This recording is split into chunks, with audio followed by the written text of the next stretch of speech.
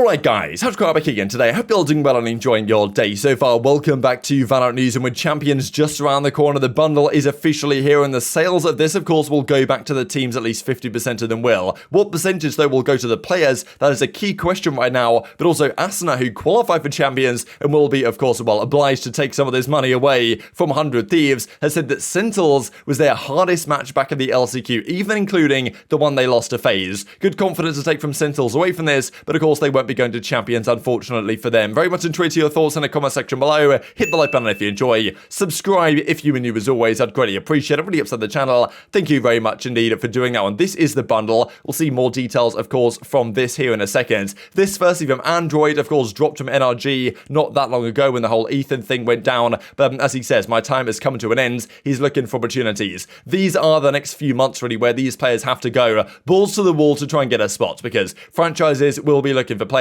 If these guys can prove over the coming months and even after Champions in these kind of online tournaments and stuff that these players are the real deal, and look, if you turn up to these online tournaments and just dominate them, then players will be considering you to join their franchise teams when franchising comes around sooner rather than later. Let's talk Champions. This also pretty cool. The Turkish Ticketmaster in Bilatex, the well, at least on the website, if you can see the website right here, this is the kind of site actually where you can see the seating plan for the venue, the Volkswagen Arena right in Istanbul, and this is like kind of where you can sit. Now, they seem to have removed the ticket prices here, or at least the tickets are no longer up for sale for some reason. But they were briefly up for sale for these prices, 130 Turkish lira for the kind of balcony seats and 108 Turkish lira for the floor seats. I'm pretty sure the inflation there is kind of crazy right now, and the currency has not exactly been faring the best on the market. So, like, it's just a difficult time for a lot of Turkish people right now, and therefore the prices in US dollars at least are incredibly low for what you might see at a US event. But I think this probably makes sense, right? To make sure that local attendees can actually afford it, I think they're probably going to go for low prices. Now, in fairness, these numbers have now been removed. Maybe they're looking to raise them up a little bit further, who knows? But yeah, still, I think it's good that you can get a lot of local people hopefully in with ticket prices like this, and that are actually affordable for like local people to Istanbul, and therefore the venue is packed out and it looks all great and this type of stuff. But yes, definitely more to come on this, because yeah, I don't really know why it takes it's so soon before the event that even any of this stuff actually gets announced. I have no idea how they managed to mess things up every time. But hopefully the event, of course, is still fantastic. Crosshair settings, quick update here to mention as well. You can now use a custom color using hex code. You can now change horizontal and vertical crosshair lines separately, and can now copy the crosshair of people you're spectating by just typing -cc in the chat. Pretty cool stuff. Now, this another thing actually. There's this avoid people list now where you can add players to your avoid list, and I believe it only actions for like a few days. You can't just add everyone at overtime. You get into lobbies with no one. But if there's certain people you don't want to play with, and you run into people in ranks that really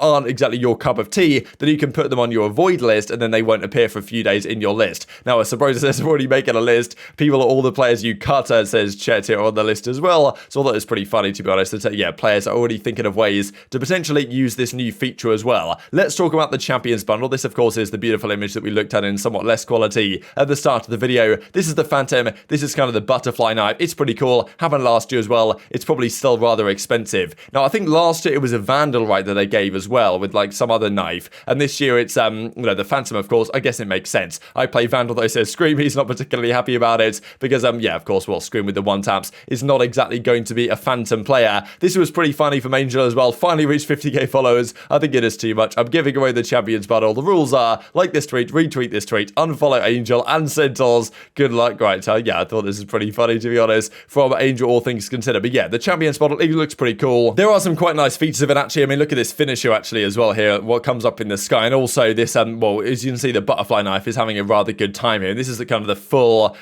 video that they do to come out with here. So effectively, all the money from this goes, 50% of it goes to Riot, and then 50% of it goes to the teams themselves. So, I mean, look, the teams get the money from the revenue here. So, okay, yes, there's 16 teams going to Champions. All the revenue that is generated from these sales goes effectively to the team. So I don't think it necessarily becomes part of the prize pool, but effectively it's crowdfunding to a degree, right? We've seen crowdfunding in other esports that has operated very nicely, and I think there's many esports that could, yeah, as you can see right here, I think this is also a special kind of, I think people are talking about this. If you're top fragging and you have 25 kills or more, whenever you get a kill, if you brandish your butterfly knife, it'll have this kind of like special thing that comes up for just a couple of seconds, which is pretty cool as well. So, I mean, yeah, I like what they're doing here. We've seen crowdfunding in other esports has worked rather well. Effectively, teams, players can buy skins in the game itself, and then the money from that is generated. Maybe like half of it goes to the developer, and then half of it goes into crowdfunding or whatever. Now, that of course is effectively what they're doing here, but they do it in a slightly different way, where it doesn't go to the prize pool, but I believe it's just entirely split between all the teams that actually go to the event. So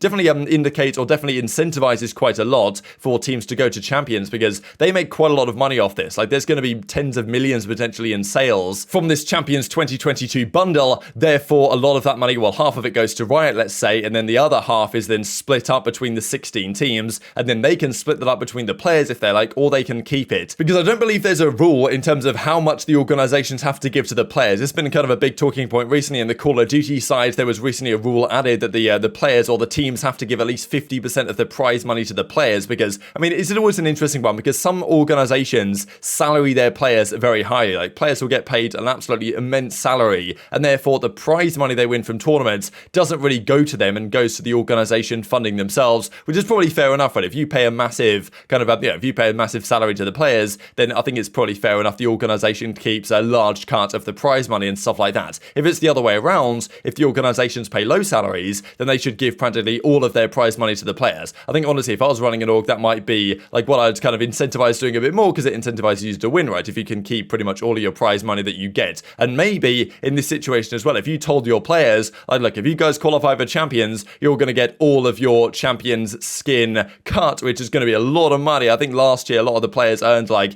tens of thousands of dollars, if not even maybe more than that, some of them, for their cut of the bundle revenue generation that goes back to the players, right? So it's definitely an interesting one. Now, apparently some organizations were incredibly ruthless with this, right? So I feel like a fair number is, if you're an organization, what percentage of the, like, you get 50%, right? So 50% goes to Riot. Let's just say there's $32 million in sales. Don't know what the sales will actually be of this bundle, but let's just say 32 million because the number works out best. 50% of that goes to Riot, 16 million is gone, and then the 16 million that's left then gets split up between the 16 teams at Champions. Every team gets $1 million from this bundle sales that go to those teams. Now then, what do you do with that $1 million, right? If you're an organization, how much of it do you keep? I would think, okay, maybe you keep 50% of it, you take 500 grand, you give 500 grand to your players, split it up between the 5 of them, maybe and the coach as well, and they get like 100 grand each, right? I think those numbers are pretty inflated, but you guys get the picture. Now, look, some organizations were saying, wow, we've got $1 million coming in, we're just going to take pretty much all of it and give none to the players. So that is one consideration that orgs will have to make. Apparently last year there were some organizations that gave even like less than 10% of it. I think X10 Crits was kind of like a big discussion, but I think probably fair enough maybe to do 50-50 or something.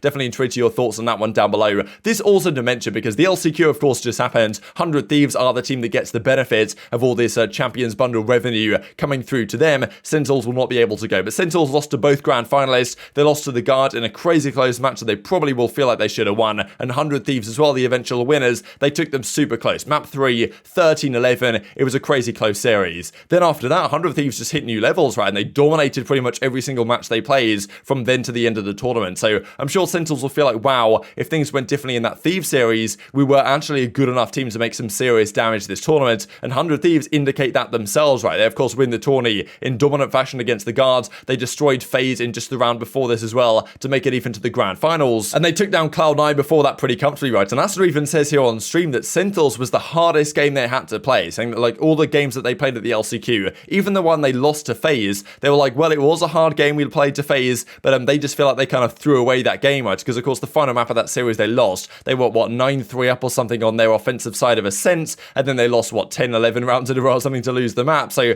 they will feel like they probably should have won that series anyway, and saying, well, it wasn't really super hard, we just kind of threw it away. Whereas the Sentinel series was super hard, super intense, like they really struggled to get over the line. Eventually they did and dominated the rest of the tournament, right? So I'm sure it's kind of frustrating. I'm sure Sentinel's hearing this and thinking, damn, what could have been? I thought he would be top site for sure, and I'll be honest, I was about to read the rope.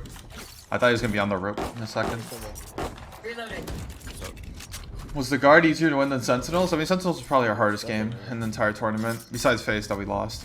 Actually, FaZe didn't even feel that hard. It was just weak show. Get the orb and then So this was the match, if you guys don't remember it, 2-1 to 100 Thieves. It was 17-15 eventually on Fractured that Sentinels won. Breeze went in their favour 13-7, and then 13-11 on Haven after a really close match towards the end of this one. Sentinels just didn't quite have enough at the end to bring it all the way back. They kind of had the fake comeback, right, and eventually 100 Thieves closed it out 13-11. Damn, what a crazy series this was, especially looking back on it, right, and the way 100 Thieves dominated the rest of the tournament, beating Cloud9 2-0, beating FaZe Clan 3-0, beating Guard at 3-0 as well. Like, they went 8-0 maps in a row after beating Sentinels. Like, I guess they won 10 in a row, I guess, including the Sentinels series. But, I mean, yeah, that's quite something. I'm sure Sentinels will think, like, yeah, wow, we really could have done better there, I suppose, and Asuna's really giving them a lot of credit. But even considering all that situation, what exactly does that mean for Sentinels going into next season, right? Because they probably know that their roster is better than their placing in this tournament suggests is, but does that mean they're going to stick together? Because, look, at the end of the day, if you come top 6 at the LCQ, regardless of who you lost to, like, I mean, yeah, theoretically, 100 Thieves are only the 3rd best team in North America, right, after OpTic and cNed, based on the placements, right? So if you're not winning the LCQ, then probably the team isn't good enough to stick together. I'm expecting them to make some sort of changes next year. What they do, though, is, of course, a massive question mark, and even Weltis, their analyst, was kind of trying to analyze himself which players were good and underperformed. I think he was even mentioning here the fact that pretty much all of his players were in the top side of this graph, which adjusts ACS ratings to effectively the agent that they're playing to see whether they're doing better than they should be on that particular agent compared to the average, and pretty much all of his players were in the top side of this. It just goes to show the Sentinels probably were significantly better than their placing made out. But very much enjoyed your thoughts in the comment section below. Hope you guys enjoyed the video. If you did enjoy it, hit on the like button. Tell us at YouTube gods this is a good video, and I was like you should see it as well, and I grow the competitive Valorant community. Thank you as always, take care of yourselves,